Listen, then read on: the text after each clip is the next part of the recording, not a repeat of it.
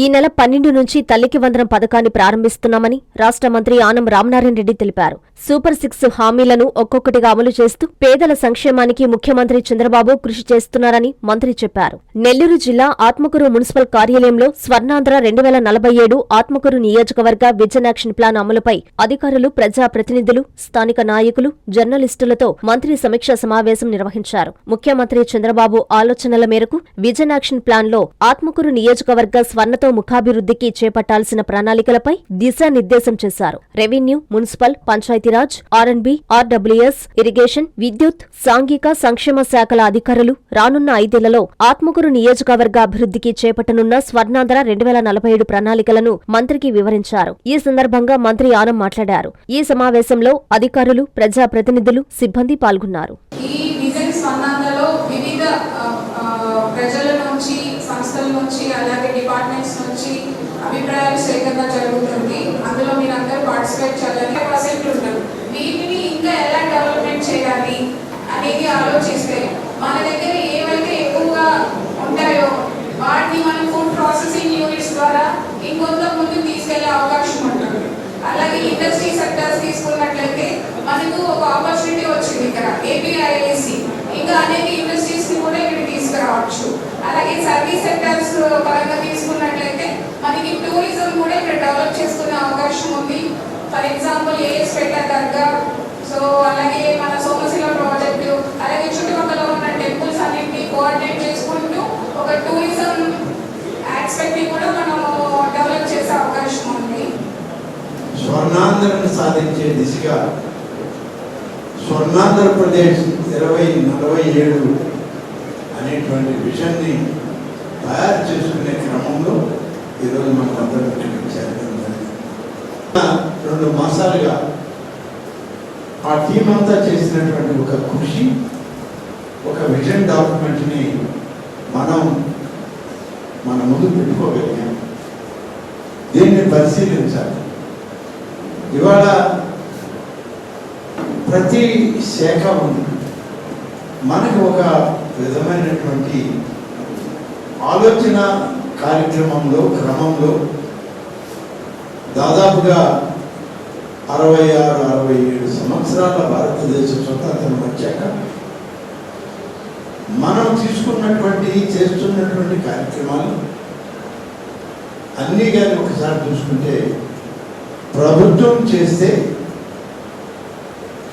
అందులో మనం అనుభవిద్దాం, ప్రభుత్వం పనిచేస్తే దాన్ని మనం ఉపయోగించుకుంటాం అనేటువంటి ఒక విధానంలో ఇవాళ నడిచాం. మనకు ఆలోచన, మనకేదో చేద్దామనేటువంటి ఒక ప్రయత్నం, రేపటి తరానికి మనం ఏమిద్దామనేటువంటి ఒక ప్రక్రియ, ఇవన్నీ కూడా మనం ఏనాడు ఆలోచించాలి. మీరే కాదు, మేము కూడా ఆలోచించలేదు. కానీ ఇవాళ ఆలోచన చేయాల్సినటువంటి అవసరం వచ్చింది. ప్రతిదీ ప్రభుత్వమే కాదు, ప్రభుత్వం చేయాల్సినటువంటిది ప్రభుత్వం చేస్తుంది. మనం ఆలోచన చేసి దాన్ని సక్రమమైనటువంటి రూపంలో తయారు చేసుకొని దానికి మనం కూడా మన యొక్క విజ్ఞానాన్ని జోడించి భవిష్యత్ తరాలకు మనం ఏమి ఇవ్వాలనేటువంటిది ఇవాళ మనం చేసేటువంటి ప్రయత్నం. అన్నిటికీ డబ్బే పరమావధి, అన్నిటికీ డబ్బే కావాలనేటువంటిది కాదు. డబ్బు లేకుండా చేసే కార్యక్రమాలు కూడా చాలా ఉన్నాయి. మనం ఏదైనా ఒక పని చెప్తే దీనికి డబ్బులు ఎక్కడ ఉన్నాయండి అంటారు, దీనికి బడ్జెట్ ఎక్కడి నుంచి వస్తుంది సార్ అంటారు. కానీ రోజువారీగా మనం చేసేదానికి బడ్జెట్తో పని ఉంది. ఇవాళ తహసీల్దార్ కార్యాలయం ఉంది, అనేక సేవలు రాష్ట్ర ప్రభుత్వం ప్రారంభించింది, దానికి డబ్బుతో పని లేదు. ఒక బర్త్ సర్టిఫికేట్ కావాలన్నా, ఒక డెత్ సర్టిఫికేట్ కావాలన్నా, ఒక ఇన్కమ్ సర్టిఫికేట్ కావాలన్నా, ఒక రెవెన్యూ ల్యాండ్ సర్టిఫికేట్ కావాలన్నా మొత్తం కంప్యూటరైజ్ అయ్యి, కంప్యూటరైజ్ చేసిన దానిలో నుంచి వాస్తవాన్ని నిర్ధారించుకొని సర్టిఫికేట్ ఇవ్వడం ఆ కార్యాలయం బాధ్యత. స్వర్ణాంధ్రప్రదేశ్ 2047 అనేటువంటి ఒక విజన్ డాక్యుమెంట్ని తయారు చేయడానికి ఈరోజు మనం ఆలోచన చేసుకోవడానికి ఇక్కడ అందరం ఉంటుంది.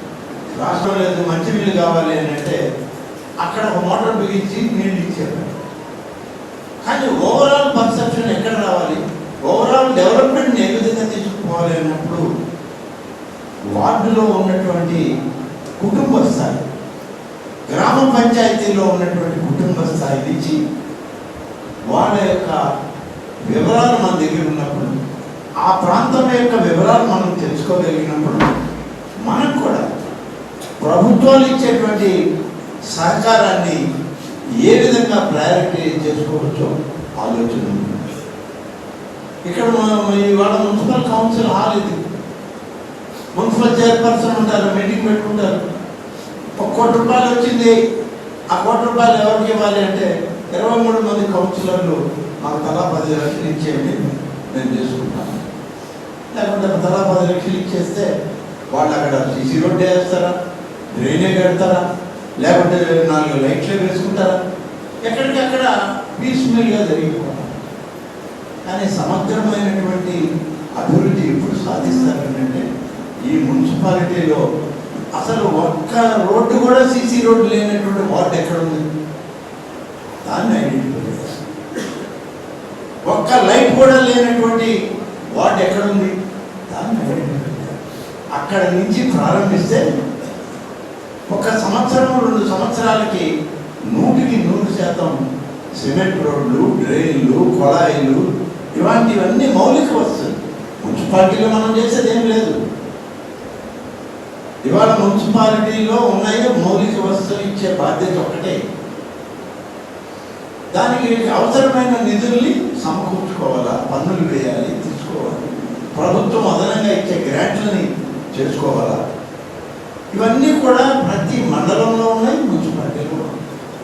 ఇది జిల్లాలో ఉంటుంది, రాష్ట్రంలో ఇదే కార్యక్రమం. ఈ గంజాయి మాదక ద్రవ్యాలను అణిచివేయడంలో పోలీసు యంత్రాంగమే కాదు, అన్ని ప్రభుత్వ శాఖలు దీని మీద ఉక్కుపాదం మోపాలి. దీనికి ప్రభుత్వం మీకు తోడుగా ఉంటుందని చెప్పి కొత్త సోలార్ విధానం కేంద్ర రాష్ట్ర ప్రభుత్వాల సమన్వయంలో మొదలుపెట్టారు. ఎస్సీ ఎస్టీ కుటుంబాలకైతే 2 కిలోవాట్ల సూర్య గారి మెటీరియల్ ఫ్రీగా ఇస్తారు, వాళ్ళే ఫ్రీగా వచ్చి బిగిస్తారు, దాన్ని మనం కనెక్ట్ చేస్తారు. మీరు 2 కిలోవాట్ల కరెంటు వాడుకున్నాను చెప్పి వాడుకోవచ్చు, మిగిలితే అది ప్రభుత్వం తీసుకుంటుంది. ప్రభుత్వం ఊరికే తీసుకోదు, ఒక్కొక్క యూనిట్కి ₹2.10 12 ఇస్తారు. అట్లా కూడా ఆదాయం ఏమి, ఉచితంగా కరెంటు వాడుకోవడం, ఉచితంగా సోలార్ సిస్టమ్ పెట్టుకోవడం ప్రభుత్వమే బిగిస్తుంది. ఇది దాదాపుగా 1,20,000 1,30,000 అవుతుంది ఒక్కొక్క యూనిట్. గవర్నమెంట్ ఇస్తుంది, సెంట్రల్ గవర్నమెంట్ కొంత, స్టేట్ గవర్నమెంట్. 1వ తారీఖు వచ్చేటప్పటికి అన్ని పెన్షన్లు అధికారుల్ని మనల్ని సమన్వయం చేసి పంపిణీ చేస్తాము. ఈ పంపిణీ ప్రతి ఒక్కరికి ఇంటికి ఇస్తాము. గతంలో మన మీద నిందలు వేశారు, మేము వాలంటీర్లతో ఎలా పంపించాం, మీరు వాలంటీర్లని లేకుండా ఎలా పంపిస్తారన్నారు. వాళ్ళ సచివాలయం అధికారులు, మండల అధికారులు, మన కూటమి నాయకులు స్వయం సమన్వయంతో ఇవాళ ప్రతి ఇంటికి తీసుకెళ్ళి ఇస్తున్నారు. ఇటీవల కాలంలో పెన్షన్ అనేటువంటిది స్పౌస్ పెన్షన్ కావాలంటే భర్త ఇస్తున్న పెన్షన్ భర్త చనిపోయిన తర్వాత భార్యకి రావడం లేదు, అది ఆధార్ కార్డు తేడా వచ్చింది, వయసు తేడా ఉంది కాబట్టి ఆ వితంతు పెన్షన్ కూడా రావడం లేదని అడిగితే దానికి ముఖ్యమంత్రి గారు ఆమోదించి రాష్ట్రం అంతా కూడా సర్వే చేస్తే దాదాపు 78,000 కొత్త పెన్షన్లు మంజూరయ్యాయి.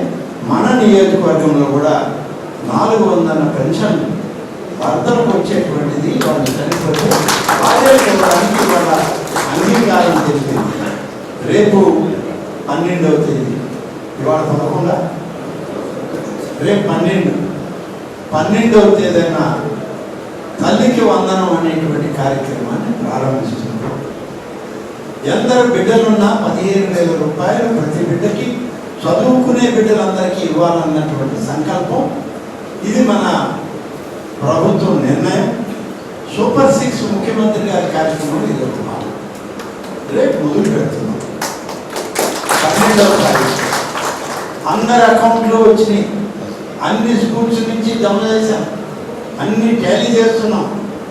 ఇంకా కూడా ఎక్కడైనా ఒకటి అలా తప్పిపోయినా లేకుంటే తప్పుడు లెక్కల్లో పేర్లు నమోదైనా వీటన్నింటినీ పూర్తి స్థాయిలో స్క్రూటినీ చేసి తల్లికి వందనం రేపు ప్రారంభించడం జరుగుతుంది.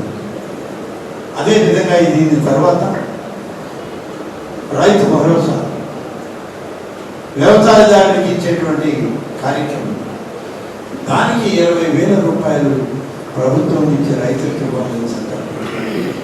కేంద్ర ప్రభుత్వం 6,000 రూపాయలు ఇస్తే మన ఆంధ్రప్రదేశ్ ప్రభుత్వం అప్పునున్నా సరే రైతుకు చెప్పిన మాటకి కట్టుబడి 14,000 రూపాయలు కలిపి ప్రతి రైతుకి 20,000 ఇవ్వడానికి ప్రభుత్వం సిద్ధంగా ఉంది. కేంద్ర ప్రభుత్వం విడుదల చేసే మొత్తాన్ని బట్టి 3 భాగాలు చేసి వాడు 3 రకాలుగా 6,000, 2,000, 2,000 ఇస్తే మనం 14,000 కూడా 3 భాగాలు చేద్దాం. లేదా వాడు 2 భాగాలు చేస్తే మనం 2 భాగాలు చేసి మనం కూడా ప్రతి రైతుకి బ్యాంక్ అకౌంట్లో ఇవ్వడం జరుగుతుంది. హిమాలయ స్కూల్ ఆధ్వర్యంలో Vidya Vihar school, Mypadu road, Navalakula Thota, Nellore. IIT NEET foundation, good academics, good handwriting, cricket classes, basketball, volleyball, skating, archery, karate, yoga, hostel facility, good faculty. Himalayans Vidya Vihar school, day scholars and residential school. Admissions జరుగుతున్నవి. Play class to 10th class. Mypadu road, Navalakula Thota, Nellore. Hi Nilor, please subscribe to N3 TV.